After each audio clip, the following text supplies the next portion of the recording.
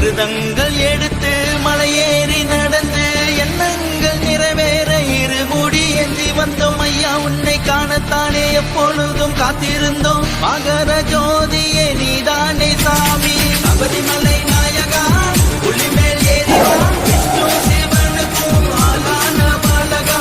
சபரிமலை நாயகா போற்றும் மன்னவா சாமியே ஐயப்போ ஐயப்போ சாமியே.